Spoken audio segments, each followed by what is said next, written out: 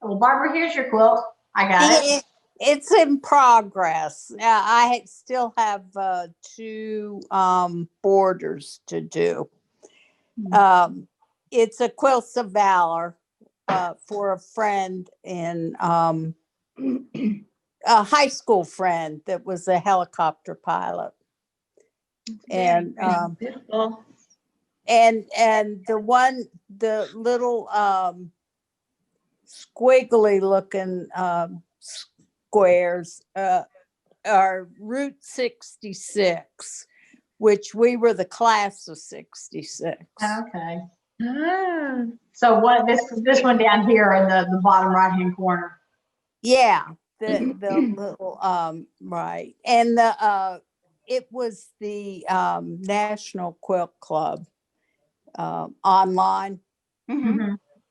And you just print the patterns off. And this is my first, I've made quilted purses and that kind of thing, but I've never made a full quilt. Mm-hmm. So this is my first effort. Well, you did a good job. It's gorgeous. Looks very successful. Very nice. The red looks like the same red that you were using, May. Yeah, It it's a great red. It's a great red. Yeah, very pretty. Okay, Pat, tell us about your first one. Okay, I think if you saw the ones I showed last week, I had the one with the succulent that was the star. This is the same pattern. It's a template from Creative Grids called, it's another Crazy 8. It's a 5, but this was one I just did. I'm only showing one. I did two. The first one I did, I mispieced it twice. And so then I had to go back and do it right. So it's just a wall hanging. It's about, I think, 24 by 24, but I did quilt it all with Holo Shimmer metallic and about drove myself crazy with it breaking. So it didn't work well doing that? No, I mean, I managed to get it, but it was a challenge. Mm. Every time I use that thread, I swear I'm never going to use it again, and I should just throw it out. But then I don't. I stick it back in the drawer. When something comes along and you say, "Oh, I bet it'll work with this." Yeah, right. And I mean, I've tried every needle. Your colors had are very cool. Very cool. What did you say, Barbara? The colors Yeah. it just go together so well. Yeah, I've done a series. You'll see a couple more from this. Basically, I saw the curved one. I loved it. Yeah, that was the first one I did. Some of these fabrics came from Santa Fe Quilts, which I've been trying to support them a little bit online because I have gone there several times. This is not a table runner. It's actually hanging off my mantle. This is the same pattern, but done random like it's supposed to be rather than making stars out of it. Okay. And I've been playing around a lot with doing just curved quilting. Mm-hmm. Echo, put one line down and then echo quilt it and then just did straight. And I did not use Holo Shimmer on this. I'd had it after that one. I hate stitching, about 3 or 4 inches, it breaks. You have to stop. You have to bury your ends. You have to pick it up and go again. It drives me absolutely crazy. Yeah. But I persevered. So these are all hanging up here in my house. If you want to go to the next one, I was obviously using up lots of the same fabrics. I'm sorry, the picture isn't really good. This was a pattern called Party Bags that I had gotten originally, probably 5 years ago, and made a 6x6 that I sent out to my grandniece, and those little baskets open and I stuck hair ribbons and all kinds of things in it. This is my new Christmas card holder. Oh, cute. And the top one, there is more contrast when you see it in person. The background fabric has quite a bit of blue in it. It just doesn't photograph well where I've got it hanging. Yeah, but that's I had sworn I was going to do it for this, and I've been waiting, 5 or 6 years. I believe Diane Klonowski had borrowed this pattern from me or had gotten the name of it. She did one of these for Christmas cards. So you may see it pop up on her Facebook page sometime, but I was pleased with it. I wish the top one had had a little more contrast in the picture, but yeah, it's the way it goes sometimes. I'm using my phone. I'm not using my good camera. So Yeah. I have with these fabrics, I have a total of like I have like five quilts made out of those fabrics. And I still have a little left. I'm going to play with the rest of it. Cool. Well, you're talking Very about burying threads on this weekend. I was the virtual quilt festival instead of the Place of Houston, and I did a course with a woman in Germany that has won a whole bunch of ribbons and some of the big awards at Houston. She never buries her threads. She has this way that she does them that she doesn't have to bury them. And she said, "Okay, I've won all these awards and I don't bury my threads." So she demonstrated it several times. So I have access to the video until the 11th, I think. So I'm going to take it up there and sit it beside my sewing machine and see if I can figure out how she was doing it. And then I'll share it once I figure it out. Yeah, I hate burying threads. I do too. Okay. That one's not quilted hardly at all, but it's on very, very heavy it's got, like in some places as much as 5 layers of interfacing to make it stiff enough to hold. There'll be like 60 cards in there if everybody responds to me. So Wow. yeah, it was a bit of, and it was a bit. Now this one has a story. You may end up wanting to zoom in on it.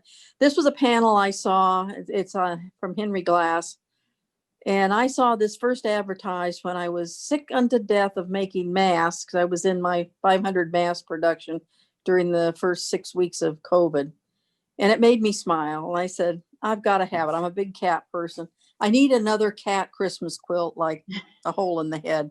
But I love the fabric. I said, I'm just going to get it. I'm going to, the blues, the teals and blues were not part of the fabric. I pulled those out of stash because I wanted to pick up the blues from up top rather than red and green. And I was just going to, back it, and just do a simple quilt. Well, a week later, I went in and I outlined each of these cats has two layers of batting under them. And then I stitched around each of them so that they come up 3D. I don't know if you can see it in the picture, but they poof out. All right. Down in this section is just random meander. I used all different threads. I outlined each of these ribbons, just following along. All of those are outlined with a variegated thread. Now the tree is just done random meander in variegated green. Now, if you come over to the fireplace, I don't know if you can see it, I went in and beaded a good bit of the flames so that it really pops. Cute. Those are size 10-aughts, which is a neat size. And I had a bunch that were that color. So I did a bunch that really pops.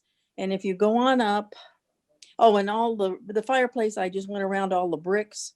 So they kind of pop up. And if you come on up, if you can go towards the top, the flames of the candles are beaded in 3 different beads. All of these little holly berries are beaded, and almost all the holly berries in the basket are beaded. Oh My, you did go crazy. And then up in here, I just did straight quilting, straight stitch quilting through the blue. I thought about following the pattern, but that was getting too complicated. And then all the quilting on the red is part of the panel, and then the 2 blue borders are just, I think I used 3 different built-in stitches and just ran them decorative stitch straight down.